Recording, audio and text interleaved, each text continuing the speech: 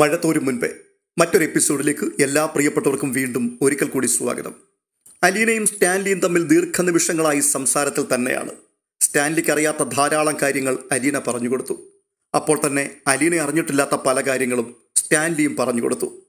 അലീന പറയുകയാണ്, പപ്പ അറിഞ്ഞിരിക്കേണ്ട ചില പ്രധാനപ്പെട്ട സംഗതികളുണ്ട്. അതിലൊന്ന്, അമ്മയെ ആങ്ങളമാർ വന്ന ആഗ്രയിൽ നിന്ന് കൂട്ടിക്കൊണ്ടുപോയിട്ടും എത്രയൊക്കെ ബ്രെയിൻ വാഷ് ചെയ്തിട്ടും അമ്മ പപ്പയെ തള്ളിപ്പറയുവാനോ ഉപേക്ഷിക്കുവാനോ തയ്യാറായിട്ടില്ല എന്നുള്ളതാണ്. രണ്ടാമത്, പപ്പയുമായിട്ടുള്ള വിവാഹം നടത്തിക്കൊടുക്കാമെന്ന് വാക്കു പറഞ്ഞ് വിശ്വസിപ്പിച്ചാണ് അമ്മയെ കൊണ്ടുവന്ന് തിരുവനന്തപുരത്ത് ശാസ്തമംഗലത്ത് രാവണ്യമേനോൻ എന്ന ബന്ധുവിൻ്റെ കൂടെ താമസിപ്പിച്ചത്. പപ്പയുടെ വീട്ടുകാരും അമ്മയുടെ വീട്ടുകാരും ഒത്തുകൂടി പപ്പയ്ക്ക് വേറൊരു കല്യാണം നിശ്ചയിച്ചു എന്ന് വരുത്തി തീർത്തു. അത് അമ്മയെ പറഞ്ഞ് വിശ്വസിപ്പിച്ചു. പ്രസവശേഷം ഹോസ്പിറ്റലിൽ നിന്നിറങ്ങിയ അമ്മയെ പപ്പയുടെ വിവാഹ ക്ഷണക്കത്ത് കാണിച്ച് കല്യാണം നടന്നു എന്ന് പറഞ്ഞ് വിശ്വസിപ്പിച്ചു. പപ്പ ഈ സമയത്ത് ആക്സിഡൻ്റായി ഹോസ്പിറ്റലിൽ കിടക്കുകയാണെന്ന് അമ്മ അറിയുന്നില്ലല്ലോ. കാത്തിരുന്ന് പ്രസവിച്ച കുട്ടി മരിച്ചു. സ്നേഹിച്ചു വിശ്വസിച്ചയാൾ വേറെ വിവാഹവും കഴിച്ചു. ആ രണ്ട് സംഭവങ്ങളും അമ്മയുടെ മനസ്സിലുണ്ടാക്കിയ ഷോക്ക് അതിപ്പോഴും മാറിയിട്ടില്ലെന്നാണ് എൻ്റെ വിശ്വാസം. അമ്മയ്ക്കൊരിക്കലും അതിൽ നിന്നൊരു മോചനം കിട്ടിയിട്ടില്ല. വാക്കു പറഞ്ഞ ആങ്ങളമാർ ചതിക്കുമെന്നൊന്നും അമ്മയ്ക്കറിയില്ലായിരുന്നല്ലോ. അവർ പറഞ്ഞത് കള്ളമാണെങ്കിൽ കൂടി പപ്പ അമ്മയെക്കുറിച്ച് അന്വേഷിക്കാതിരിക്കില്ലല്ലോ എന്നും അമ്മ വിചാരിച്ചു കാണും. മാത്രമല്ല, അന്ന് മൊബൈൽ ഫോണുകളില്ല, STD ബൂത്തില്ല, മറ്റ് അന്വേഷണ സൗകര്യങ്ങളില്ല. കത്തുകളും ബുക്ക് ചെയ്ത് വിളിക്കുന്ന ട്രങ്ക് കോളുകളും മാത്രമാണ് ആശ്രയം. അമ്മ കത്തുകൾ എഴുതിയിട്ടുണ്ടെങ്കിൽ, ട്രങ്ക് കോളുകൾ വിളിച്ചിട്ടുണ്ടെങ്കിൽ അതൊരിക്കലും ഹോസ്പിറ്റലിൽ കിടക്കുന്ന പപ്പയുടെ അടുത്ത് എത്തിയിട്ടില്ല എന്ന് തീർച്ചയല്ലേ? സ്റ്റാൻലി അനുകൂലാർത്ഥത്തിൽ മന്ദമായി തലകുലുക്കി. എന്നിട്ട് ചോദിക്കുകയാണ്, ഇതൊക്കെ അറിഞ്ഞിട്ടാണോ നീ ഇങ്ങോട്ടേക്ക് വന്നത്? അല്ല പപ്പ, ഇവിടെ വന്ന ശേഷം പലപ്പോഴായിട്ട് അറിഞ്ഞതാണ്. ഒന്നുകിൽ മനുവേട്ടൻ പറയും, അല്ലെങ്കിൽ രോഹിത്. ഇവിടെ വന്ന ശേഷം ഞാൻ അച്ഛനോടും ചില സംഗതികളൊക്കെ ചോദിച്ചറിഞ്ഞിട്ടുണ്ട്. ഫോണിൽ കൂടിയാകുമ്പോൾ നമുക്കൊരു ധൈര്യം കിട്ടുമല്ലോ. ശരി. സ്റ്റാൻലി എന്തോ ആലോചിച്ചു കൊണ്ടൊന്ന് മൂളി. അപ്പോൾ വീണ്ടും അലീന, പപ്പ പപ്പ ഇതൊന്നും ഓർക്കാറില്ലേ വെറുതെ ഇരിക്കുമ്പോഴെങ്കിലും? ഏയ് ഇല്ല. അത് പറയുമ്പോൾ ഒരു ശാഠ്യം പോലെയായിരുന്നു സ്റ്റാൻലിയുടെ സംസാരം. പപ്പയ്ക്ക് അമ്മയെ ഒന്നുകൂടെ കാണണമെന്ന് തോന്നിയിട്ടില്ലേ ഒരിക്കലെങ്കിലും? ഇല്ല. നിങ്ങൾ എന്തുമാത്രം സ്നേഹിച്ചിരുന്നതാണ് പപ്പ. എന്നിട്ടും എങ്ങനെയാണ് ഒരാൾക്ക് മറ്റൊരാളെ തീർത്തും മറക്കാൻ കഴിയുന്നത്? നമ്മുടെ കുറ്റമല്ല മോളെ, കാലം. അതാണ് എല്ലാം മാറ്റിമറിച്ചത്. എനിക്കാണെങ്കിൽ നിങ്ങൾ തമ്മിൽ കാണുന്നതിനെക്കുറിച്ച് ഓർക്കുന്നത് പോലും എന്തൊരു സന്തോഷമാണെന്നറിയാമോ? ഒന്നും മിണ്ടണ്ട, വെറുതെ ഒന്ന് കണ്ടാൽ മാത്രം മതി. ഏയ്, അതിനൊന്നും ഒരർത്ഥവുമില്ല ഇനി. പപ്പ, ഞാൻ എൻ്റെ ഒരു ആഗ്രഹം പറയട്ടെ. പപ്പ അതെനിക്ക് സാധിച്ചു തരുമോ? അങ്ങനെ ബ്ലൈൻഡായിട്ട് വാക്ക് തരാനൊന്നും പറ്റില്ല. എന്നാലും നീ പറ. പപ്പയും അമ്മയും കൂടി ഒന്നിച്ചു നിന്നിട്ട് എന്നെ നടുക്ക് നിർത്തി ഒരു ഫോട്ടോ എടുക്കണം. അതൊന്നും നടപ്പുള്ള കാര്യമല്ല കൊച്ചേ. നടക്കും. പപ്പയൊന്ന് നിന്നാൽ മാത്രം മതി. ഞാനതിനുള്ള അവസരം ഉണ്ടാക്കിക്കൊള്ളാം. അലീന, നീ ഇങ്ങനെയുള്ള സില്ലി കാര്യങ്ങളൊന്നും തലയിൽ കൊണ്ട് നടക്കരുത്. എന്നാൽ എനിക്ക് ഒരാഗ്രഹം കൂടി പപ്പയോട് പറയാനുണ്ട്. പറയട്ടെ? സ്റ്റാൻലി സംശയത്തോടെ മകളെ നോക്കി. എന്നിട്ട് പറയുകയാണ്, പറഞ്ഞു, കേൾക്കാം. ഒരു ദിവസം പപ്പ എന്നെ അമ്മയുടെ അടുത്തൊന്ന് കൊണ്ടുപോകണം. എന്നെ പിടിച്ച് അമ്മയുടെ മുൻപിൽ നിർത്തിയിട്ട് പപ്പ പറയണം, ഇവൾ നമ്മുടെ മോളാണെന്ന്. പപ്പയല്ലാതെ ആര് പറഞ്ഞാലും അമ്മയ്ക്കത് താങ്ങാൻ പറ്റില്ല. അപ്പോഴേക്കും അലീനയുടെ മിഴികൾ നിറഞ്ഞു തുളുമ്പി. സ്റ്റാൻലി ഒന്നും മിണ്ടാതെ സാവധാനം മുറി വിട്ട് പുറത്തേക്ക് പോയി. സ്റ്റാൻലി തുടർന്ന് തൻ്റെ മുറിയിലേക്ക് പോയി കിടക്കയിൽ കയറി കിടന്നു. ദീർഘനേരങ്ങൾ കഴിഞ്ഞിട്ടും അയാൾക്ക് ഉറക്കം വരുന്നില്ല. ഓർമ്മകൾ വർഷങ്ങളുടെ പിൻപിലേക്ക് പോവുകയാണ്. അതൊരു കളിതമാശയായിരുന്നു അന്ന്. കാലേക്കുട്ടി ഫോണിൽ വിളിച്ചു പറഞ്ഞിട്ട് ഒപ്പിക്കുന്ന കുസൃതി. വൈജയന്തിയെ താജ്മഹലിലേക്ക് അയക്കും. അവളുടെ കയ്യിൽ ബൈനോക്കുലറും ഉണ്ടാവും. താൻ എന്നിട്ട് ആഗ്ര ഫോർട്ടിലേക്ക് പോകും. തൻ്റെ കയ്യിലും ഉണ്ടാകും ബൈനോക്കുലർ. വൈജയന്തി താജ്മഹലിൻ്റെ പിൻഭാഗത്തെ മാർബിൾ തളത്തിൽ യമുനയ്ക്ക് അഭിമുഖമായി വന്ന് നിൽക്കും. കിഴക്കേ മാർബിൾ ഗോപുരത്തിൽ ചാരിയാവും നിൽപ്പ്. ആഗ്ര ഫോർട്ടിൻ്റെ പിൻഭാഗത്തും യമുനയാണ്. നദിക്കരയിലൂടെ നടന്നാൽ താജിലെത്തുവാൻ 2 കിലോമീറ്റർ അല്ലെങ്കിൽ 3. ബൈനോക്കുലറിലൂടെ നോക്കുമ്പോൾ അത്ര വ്യക്തമല്ലെങ്കിലും കാണാം പച്ച സാരി ഉടുത്ത് സൺഗ്ലാസ് വെച്ച് ഭീമാകാരമായ ഉരുളൻ തൂണിൽ ചാരി ജയന്തി നിൽക്കുന്നത്. ഇടയ്ക്ക് അവൾ ബൈനോക്കുലറിലൂടെ നോക്കുന്നുണ്ട്. അവൾ തന്നെയും കാണുന്നുണ്ടാവും. സന്ദർശകർ കൂടി വരുമ്പോൾ അവളുടെ രൂപം മറയുന്നു. അവധി ദിവസങ്ങളിൽ താൻ വണ്ടിയുമായി സെന്റ് ക്ലെയർ സ്കൂളിൻ്റെ ഗേറ്റിന് വെളിയിൽ കാത്തു നിൽക്കും, അവളെ കൂട്ടിക്കൊണ്ട് പുറത്തേക്ക് പോകുവാൻ. എയർഫോഴ്സ് ക്യാമ്പിനുള്ളിൽ മിലിറ്ററി ഹോസ്പിറ്റലിൻ്റെ തൊട്ടടുത്താണ് അവൾ പഠിപ്പിക്കുന്ന സ്കൂള്. ക്യാമ്പിനുള്ളിൽ പ്രവേശിക്കണമെങ്കിൽ പ്രത്യേക അനുമതി വേണം. ജയന്തി സ്കൂളിലെ ജോലി രാജിവെച്ച ആഗ്രയിൽ നിന്നും 8 കിലോമീറ്റർ അകലെ സഞ്ജയ് പ്ലേസിലെ വാടക വീട്ടിൽ താമസിച്ചിരുന്ന കാലയളവിലാണ് താൻ ജീവിതത്തിൽ ഏറ്റവും അധികം ആനന്ദം അനുഭവിച്ചിട്ടുള്ളത് എന്ന് സ്റ്റാൻലി ഓർത്തു. ഒരിക്കൽ അങ്ങനെ താജിലെ ഗോപുരം ചാരി തോളോട് തോൾ ചേർന്നിരിക്കുമ്പോൾ വൈജയന്തി പറയുകയാണ്, ഇപ്പോൾ ഗംഗേട്ടനോ മാലതിയടത്തിയോ ഇതൊന്ന് കാണണം. ഏയ്, അവരങ്ങ് ഡൽഹിയിലല്ലേടി പെണ്ണേ, അവരെങ്ങനെ കാണാനാ നമ്മളെ? അങ്ങനെയൊന്നും പറയാൻ പറ്റില്ല. അവർക്കും തോന്നുമല്ലോ ഒരു ഒഴിവു ദിവസം താജ്മഹലിൽ പോകണമെന്ന്. ഡൽഹിയിൽ നിന്ന് എത്ര ദൂരമുണ്ട് ഇങ്ങോട്ട്? 3 മണിക്കൂർ അല്ലെങ്കിൽ 3.5 മണിക്കൂർ ഡ്രൈവ്. ആ, അവർ വന്ന് കണ്ടാലെന്താ? ഷോ, എനിക്കത് ഓർക്കാൻ പോലും വയ്യ. എൻ്റെ കാലും കൈയുമൊക്കെ അന്നേരം വിറയ്ക്കും. ആ, കൊള്ളാം. പിന്നെ എങ്ങനെ നിനക്ക് ഈ ധൈര്യമുണ്ടായി പുനലൂരുകാരൻ നസ്രാണിച്ചക്കനെ പ്രേമിക്കാൻ? ഉടനെ അവളുടെ വിരലുകൾ മെല്ലെ തൻ്റെ കൈത്തണ്ടയിലൂടെ സഞ്ചരിക്കുന്നു. തൻ്റെ വിരലുകളിൽ വന്ന് അത് കോർത്തു പിണയുന്നു. എന്നിട്ട് മെല്ലെ പറയുകയാണ്, എനിക്കറിയില്ല. അവൾ പതിയെ തൻ്റെ തോളത്തേക്ക് തല ചായ്ച്ച് യമുനയുടെ മറുകരയിലേക്ക് വെറുതെ നോക്കിയിരിക്കുകയാണ്. അത് മൂകമായൊരു വിശ്വാസ പ്രഖ്യാപനമാണ്. അതായത്, ഈ ഒരൊറ്റയാളുടെ ധൈര്യത്തിലും സ്നേഹത്തിലും സുരക്ഷിതത്വത്തിലും മാത്രം വിശ്വാസം അർപ്പിച്ചിട്ടാണ് ഞാൻ ജീവിക്കുന്നത് എന്നുള്ള വിശ്വാസ പ്രഖ്യാപനം. ജയന്തി അന്ന് ഗർഭിണിയായിരുന്നു. അതുകൊണ്ടാണ് വാടക വീടെടുത്തതും രഹസ്യമായി അവളെ മാറ്റി പാർപ്പിച്ചതും. ഒരു കുഞ്ഞ് അവളുടെ ഉദരത്തിൽ വളരുന്നുണ്ടായിരുന്നു. ആ കുഞ്ഞാണ് ഇന്ന് തൻ്റെ മുൻപിൽ ഒരപേക്ഷ വെച്ചത്. പപ്പ തന്നെ അമ്മയോട് പറയണം ഇത് നമ്മളുടെ മോളാണെന്ന്. വേറെ ആര് പറഞ്ഞാലും അമ്മയ്ക്കത് താങ്ങാൻ പറ്റില്ല എന്ന്. സ്റ്റാൻലി ഹൃദയഭാരത്തോടെ കിടക്കയിൽ മെല്ലെ എഴുന്നേറ്റിരുന്നു. എത്ര സമയമായി ഉറങ്ങാൻ കിടന്നിട്ട്. ഇപ്പോൾ രാത്രി എത്ര മണിയായി? അയാൾക്കൊരു ഊഹവും കിട്ടുന്നില്ല. തലയിലൂടെ കൈവിരലുകളിട്ട് ചികഞ്ഞുകൊണ്ട് അയാൾ മറ്റെന്തെങ്കിലും ആലോചിക്കുവാൻ ശ്രമിച്ചു. പക്ഷെ ഉറങ്ങുവാൻ കഴിയുന്നില്ല. ആരോ ചാരം മൂടിക്കിടന്ന ഓർമ്മയുടെ നെരിപ്പോട് ഇളക്കി മറിച്ചിരിക്കുന്നു. തീപ്പൊരികൾ ചിതറുകയാണ്. സ്റ്റാൻലി എഴുന്നേറ്റ് മുറിയിലൂടെ 2 ചാൽ നടന്നു. അലീന പറഞ്ഞതെല്ലാം സത്യമാണോ? എല്ലാവരും ചേർന്ന് വൈജയന്തിയെ ചതിക്കുകയായിരുന്നോ? താൻ ഇതുവരെ കരുതിയിരുന്നതെല്ലാം തെറ്റായിരുന്നോ? അലീന പറഞ്ഞതെല്ലാം അയാൾ ഓർത്തു. വൈജയന്തി ഇപ്പോൾ ഭയങ്കര ദേഷ്യക്കാരിയാണത്രേ. സ്റ്റാൻലിക്ക് അത് സങ്കല്പിക്കാൻ പോലും കഴിയുന്നില്ല. അയാൾ ഒരിക്കലും ആ ദേഷ്യം കണ്ടിട്ടില്ല. അയാൾ ചിന്തിക്കുകയാണ്, അവൾക്ക് ദേഷ്യപ്പെടാൻ അറിയാമായിരുന്നോ? ഒരാട്ടിൻകുട്ടിയെപ്പോലെ ശാന്തശീലയും സൗമ്യമായിരുന്നല്ലോ ജയന്തി. ചില കൊച്ചു കൊച്ചു പിണക്കങ്ങളും പരിഭവങ്ങളും മാത്രമേ അവളിൽ നിന്നും താൻ കണ്ടിട്ടുള്ളൂ. സ്റ്റാൻലി പെട്ടെന്ന് സ്ഥലകാല ബോധം വന്നതുപോലെ നടപ്പ് നിർത്തി. ഔതക്കുട്ടിച്ചായൻ്റെ മുറിയുടെ വാതിലായിരുന്നു തൊട്ടു മുൻപിൽ. അവിടേക്ക് തന്നെയാണ് അയാൾ വരുവാൻ ഉദ്ദേശിച്ചതും. സ്റ്റാൻലി വാതിലിൽ മെല്ലെ മുട്ടി വിളിച്ചു. ഔതക്കുട്ടിച്ചായൻ സുഖസുഷുപ്തിയിലായിരുന്നു. വാതിലിൽ മുട്ടുന്നത് കേട്ടുകൊണ്ട് ഔതക്കുട്ടിച്ചായൻ ഉണർന്നെഴുന്നേറ്റു. കണ്ണും തിരുമ്മിക്കൊണ്ടുവന്ന് വാതിൽ തുറന്നു. വാതിലിന് വെളിയിൽ സ്റ്റാൻലി നിൽക്കുന്നത് കണ്ട് ഔതക്കുട്ടിച്ചായൻ അന്തം വിട്ടു. എന്നാ ലാലിച്ച? വെറുതെ അപ്പച്ചനോടൊന്ന് സംസാരിക്കണമെന്ന് തോന്നി. ഔതക്കുട്ടിച്ചായൻ അമ്പരപ്പിൽ മേശപ്പുറത്തെ ടൈം പീസിലേക്ക് നോക്കി. എന്നിട്ട് ചോദിക്കുകയാണ്, ഈ നേരത്തോ? 1:30 മണി കഴിഞ്ഞിരിക്കുന്നു. നീ ഇതുവരെ ഉറങ്ങിയില്ലേ? ഇല്ല. സ്റ്റാൻലി മുറിക്കകത്തേക്ക് കയറി ചെന്നു. ഔതക്കുട്ടിച്ചായൻ വീണ്ടും ചോദിക്കുക, നിനക്ക് എന്നാ പറ്റി ലാലിച്ച? ഒന്നും പറ്റിയില്ല. ഓരോന്നാലോചിച്ച് കിടന്നപ്പോൾ ഉറക്കം വന്നില്ല. അപ്പച്ചനോട് ചില കാര്യങ്ങൾ ചോദിച്ചറിയാനുണ്ട്. എടാ, അതൊക്കെ നാളെ പറഞ്ഞാൽ പോരെ? പോരാ. നിനക്കുറക്കം വരുന്നില്ലെന്ന് വെച്ച് ബാക്കിയുള്ളവർക്ക് കിടന്നുറങ്ങണ്ടേ? ഔതക്കുട്ടിച്ചായൻ 2 or 3 തവണ കോട്ടുവായിട്ടു. സ്റ്റാൻലി ഒരു മുഖവരിയായിട്ട് പറയുകയാണ്, ഞാനൊരു പഴയ കാര്യമാണ് ചോദിക്കാൻ പോകുന്നത്. അത്രയ്ക്ക് പഴക്കമുള്ള കാര്യം ഈ പാതിരാത്രിയിൽ വിളിച്ചുണർത്തി പറയാൻ തക്കവണ്ണം എന്തോന്നാടാ? എനിക്കൊന്നും മനസ്സിലാകുന്നില്ല. ആ, മനസ്സിലാക്കിത്തരാം.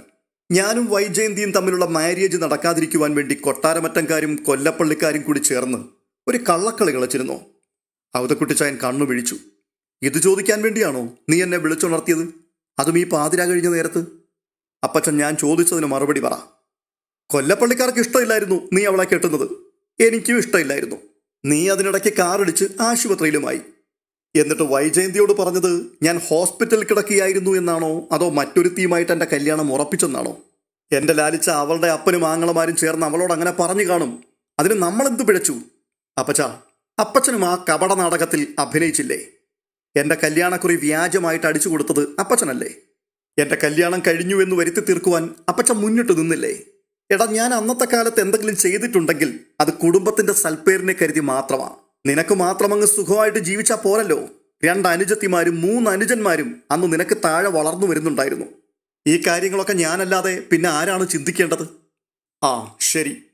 പക്ഷെ ഒരു കാര്യം കൂടി, അന്ന് വൈജയന്തി പ്രസവിച്ചു. ആ കുഞ്ഞു മരിച്ചുപോയി എന്ന് വരുത്തി തീർത്തത് അപ്പച്ചനും കൂടി ചേർന്നിട്ടായിരുന്നോ? ഹേയ്, അതിനൊന്നും എനിക്ക് യാതൊരു പങ്കുമില്ല. അതൊക്കെ അവർ തന്നെ ചെയ്തതാണ്, അല്ലെങ്കിൽ ചെയ്യിച്ചു. എടാ, ഇതൊന്നും പുതിയ വിവരങ്ങളല്ലല്ലോ. ആ മേനോൻ നിന്നോട് ഈ കാര്യങ്ങളെല്ലാം പറഞ്ഞിട്ടുള്ളതല്ലേ ലാലിച്ച? അതെ, മേനോൻ ചില കാര്യങ്ങളൊക്കെ പറഞ്ഞതാണ്. പക്ഷേ അന്നതൊന്നും എന്നെ സ്പർശിച്ചില്ല. ജീവിതത്തിൽ തോറ്റുപോയവനായിരുന്നല്ലോ ഞാൻ. മനസ്സ് മരവിച്ചവൻ, ഒന്നും നേടാനില്ലാത്തവൻ. ആരൊക്കെ ചത്താലും ജീവിച്ചാലും എന്നെ അതൊന്നും ബാധിക്കില്ലായിരുന്നു. കുറച്ച് നായ്ക്കളും ഞാനും. ആരോടും ഉത്തരം പറയണ്ട, ആരെയും നോക്കണ്ട. നാളെ അങ്ങ് മരിച്ചു വീണാലും സന്തോഷമായിരുന്നു. പക്ഷേ ഇപ്പോഴങ്ങനെയല്ല.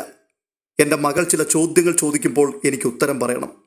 എനിക്ക് കുറച്ചു കാലം കൂടെ ജീവിച്ചിരിക്കണം. ഞാൻ ജീവിതത്തിൽ തോറ്റുപോയവനാണെന്ന് എനിക്കിപ്പോൾ തോന്നുന്നില്ല. അപ്പച്ചന് മനസ്സിലാകുന്നുണ്ടോ ഞാൻ ഈ പറയുന്നത്? ആ വൃദ്ധൻ ഒരു അമ്പരപ്പോടെ മകൻ്റെ മുഖത്തേക്ക് തന്നെ നോക്കി നിൽക്കുകയാണ്. സ്റ്റാൻലി വീണ്ടും പറയുക, ശരി. അപ്പച്ചൻ കിടന്നു. സ്റ്റാൻലി തിരിച്ചു നടന്ന് തൻ്റെ മുറിയിലെത്തി. ജനാലവിരി വകഞ്ഞു മാറ്റി സ്ലൈഡിംഗ് വിൻഡോ ഒരു വശത്തേക്ക് നീക്കി. പുറത്തെ അന്തരീക്ഷം നന്നായി തണുത്തിട്ടുണ്ട്. അയാളുടെ മനസ്സിൽ ഓർമ്മചിത്രങ്ങളും സങ്കല്പങ്ങളും അവ്യക്തമായ തീരുമാനങ്ങളും കൂടിക്കുഴയുവാൻ തുടങ്ങി. തൻ്റെ മകൾ പറഞ്ഞത് ശരിയാണ്. താൻ വൈജയന്തിയെ ഒരിക്കൽ കൂടിയെങ്കിലും കാണേണ്ടതാണ്. വൈജയന്തിയും താനും തമ്മിൽ അകന്നുപോയതിൽ തനിക്ക് മനഃപൂർവ്വമായൊരു പങ്കുമില്ലായിരുന്നുവെന്ന് പറഞ്ഞ് തൻ്റെ നിരപരാധിത്വം അവളെ ബോധ്യപ്പെടുത്തേണ്ടതുമാണ്. പിന്നെ അലീനയുടെ ആഗ്രഹം പോലെ ജീവിച്ചിരിപ്പില്ലെന്ന് വൈജയന്തി കരുതുന്ന അവൾ നൊന്തു പ്രസവിച്ച മകളെ അവളുടെ മുൻപിൽ കൊണ്ടുവന്ന് നിർത്തി ഇത് നമ്മുടെ മകളാണെന്ന് വെളിപ്പെടുത്തുകയും വേണം. കാരണം മകളെ തിരിച്ചറിയുവാൻ ഭൂമിയിലെ ഏറ്റവും അവകാശം സ്വന്തം അമ്മയ്ക്ക് തന്നെയാണ്. സ്റ്റാൻലി തൻ്റെ കൈകൾ പിറകിൽ പിണച്ചു കെട്ടി വീണ്ടും മുറിയിലൂടെ നടക്കുവാൻ തുടങ്ങി. തുടർന്ന് കാണുന്നത് മനുശങ്കറെയും ബാലചന്ദ്ര മേനോനെയുമാണ്. ബാലചന്ദ്ര മേനോന്റെ ജ്വല്ലറി ഷോപ്പിലാണ്.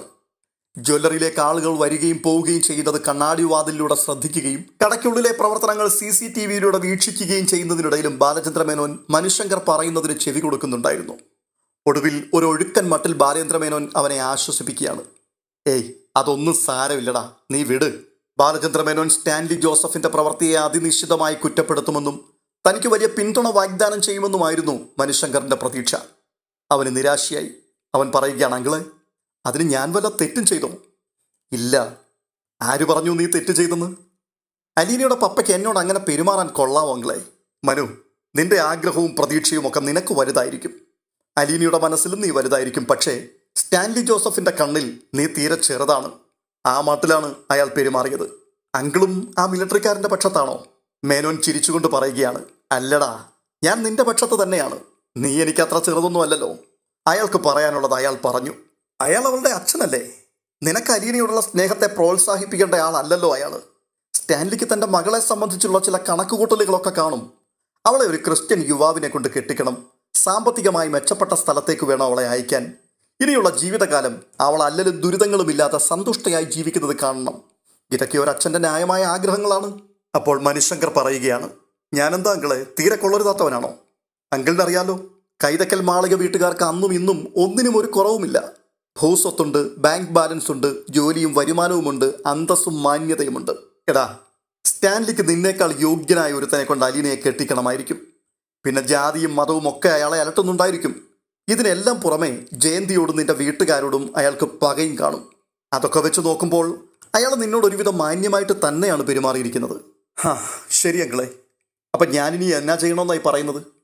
ആരൊക്കെ എന്തൊക്കെ പറഞ്ഞാലും അലീന നിന്റെ പക്ഷത്തല്ലേ? അതെ, പിന്നെന്താ നിന്റെ പ്രശ്നം? അതല്ലേ നമുക്ക് വേണ്ടത്. പക്ഷെ അങ്കിളെ, അവളുടെ പപ്പയുടെ സമ്മതമില്ലാതെ അവൾ ഒന്നിനും തയ്യാറല്ല. മനു, നിനക്ക് അവളെ വേണം. പക്ഷേ നീ ആഗ്രഹിക്കുന്ന സമയത്ത് തന്നെ അവളെ കിട്ടണമെന്ന് വാശി പിടിക്കരുത്.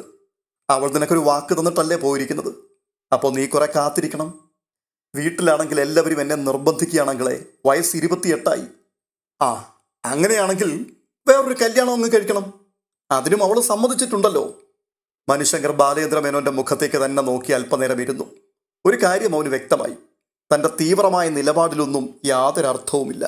മനു, അലീന കടപ്പാട്ടൂരുണ്ടായിരുന്നപ്പോഴത്തേതുപോലെ കാര്യങ്ങളെ നീ കാണരുത്.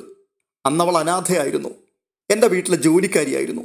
നമ്മൾ അവളെ അങ്ങനെ കരുതിയിരുന്നില്ല എങ്കിലും അവൾക്കൊരു ഉറച്ച ബന്ധമോ വീടോ അഡ്രസ്സോ ഒന്നുമില്ലായിരുന്നു. നിനക്ക് എപ്പോൾ വേണമെങ്കിലും ഒരു ചെക്ക് എഴുതിയെടുക്കാവുന്ന ബാങ്ക് ഡിപ്പോസിറ്റ് പോലെയായിരുന്നു അവൾ. ഇപ്പോഴോ അവളൊരു അനാഥയല്ല.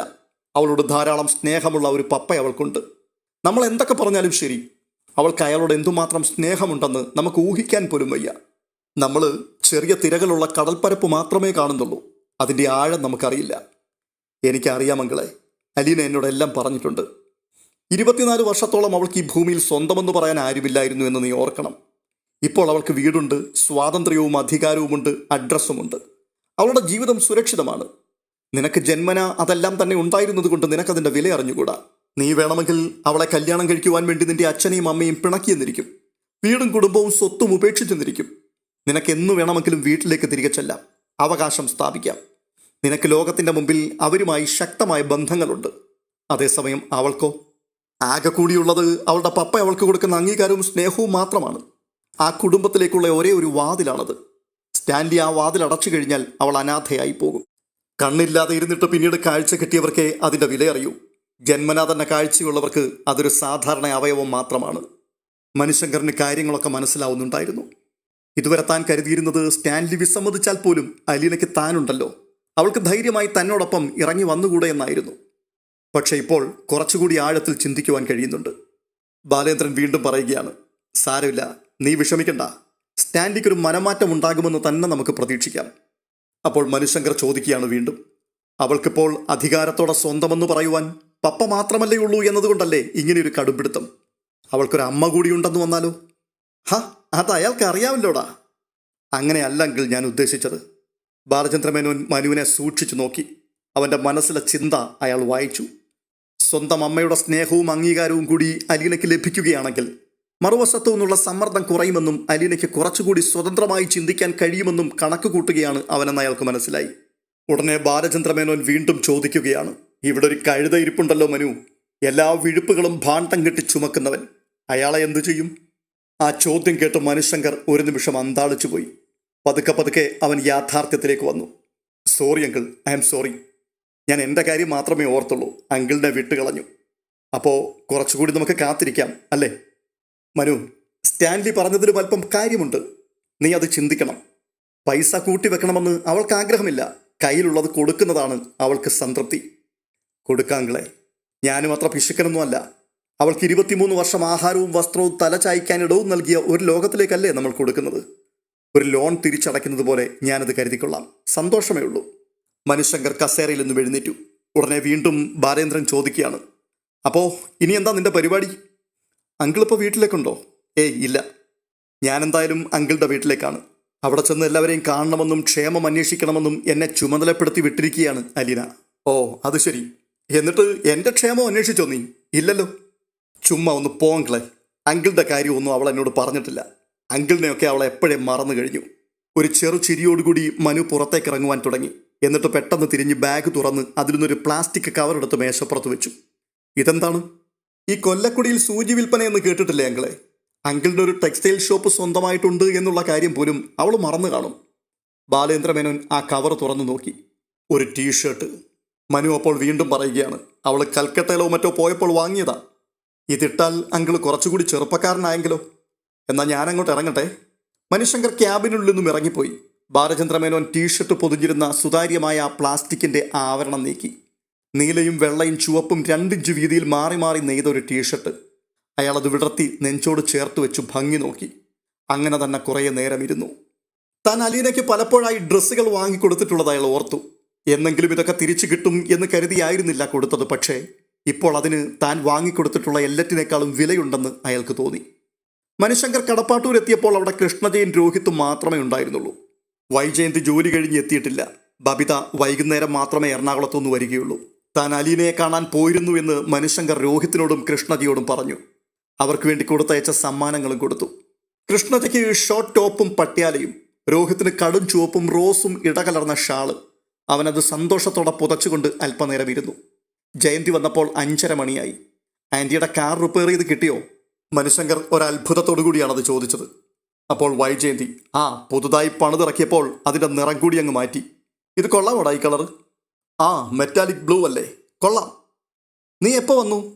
കുറേ നേരമായി എത്തിയിട്ട്. ചായ കിട്ടിയോ? ചായയൊക്കെ ആര് തരാനാണ്? വീട്ടിലൊരു ഗസ്റ്റ് വന്നാൽ ചായ കൊടുക്കണമെന്ന് ആൻറ്റി പെൺമക്കളെ പഠിപ്പിക്കേണ്ടതല്ലായിരുന്നോ? ചിരിച്ചുകൊണ്ടാണ് മനുശങ്കർ അത് ചോദിച്ചത്.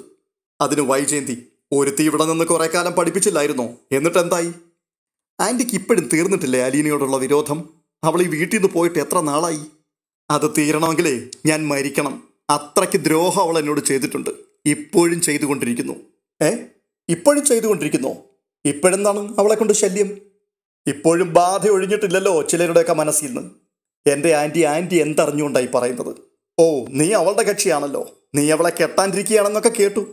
അതെ, കെട്ടാണ്ടിരിക്കുകയാണ്. നിനക്ക് ഭ്രാന്തുണ്ടോ മനു? നീ അവളെ കെട്ടിക്കൊണ്ട് കൊല്ലപ്പള്ളിയിലോട്ട് ചെല്ല്. കമലയിടത്തി ചൂലെടുത്ത് രണ്ടിനെയും അടിച്ചിറക്കും. ഞാനും ശിവേട്ടനുമൊക്കെ ജീവിച്ചിരിക്കുമ്പോൾ അങ്ങനൊരു കല്യാണം നടത്താമെന്ന് നീ സ്വപ്നത്തിൽ പോലും വിചാരിക്കണ്ട. കല്ലുകൊത്താനും പിച്ച തണ്ടാനും ലക്ഷണം പറയാനും നടക്കുന്ന ഒരു കാക്കാത്തിയെ നീ കെട്ടിക്കൊണ്ടുവാ, ഞങ്ങൾ സമ്മതിച്ചെന്നിരിക്കും. പക്ഷെ ഇത് നമ്മുടെ കുടുംബത്തിൽ നിന്ന് ഒരാൾ പോലും നിന്റെ കൂടെ നിൽക്കുമെന്ന് എൻ്റെ പൊന്നുമോൻ സ്വപ്നത്തിൽ പോലും കരുതണ്ട. അത് കേട്ടുകൊണ്ട് മനുശങ്കർ ഒരു ചെറിയ പുഞ്ചിരിയോടുകൂടി പറയുകയാണ്, വേറെ ആരുടെയും സമ്മതം കിട്ടിയില്ലെങ്കിലും ആൻറ്റിയുടെ സമ്മതം വാങ്ങിയിട്ടേ ഞാൻ അവളെ കല്യാണം കഴിക്കൂ. ആര്? എൻ്റെയോ? ആൻറ്റി സന്തോഷത്തോടെ സമ്മതിക്കുന്ന ഒരു ദിവസം വരൂ ആൻറ്റി. ആൻറ്റി കൂടെ നിന്ന് ഞങ്ങളുടെ കല്യാണം നടത്തി തരും. നിറഞ്ഞ മനസ്സോടെ നിറഞ്ഞ കണ്ണുകളോടെ ആൻറ്റി ഞങ്ങളെ അനുഗ്രഹിക്കുകയും ചെയ്യും. അതിനെ വൈജയന്തി ഇനി 7 ജന്മം ജനിച്ചു മരിക്കണം. ഈ ജന്മത്തിൽ തന്നെ അതൊക്കെ നടക്കൂ ആൻറ്റി. എൻ്റെ മനു, നീ ചുമ്മാ എൻ്റെ ക്ഷമയെ പരീക്ഷിക്കല്ലേ. എനിക്ക് മേലാസകലം വിറഞ്ഞു വരുന്നുണ്ട്. വൈജയന്തി ദേഷ്യം പൂണ്ട് വീടിനുള്ളിലേക്ക് കയറിപ്പോയി. മനുശങ്കർ ഒരു ഗൂഢമായ ചിരിയോടുകൂടി അത് നോക്കി അങ്ങനെ നിന്നു.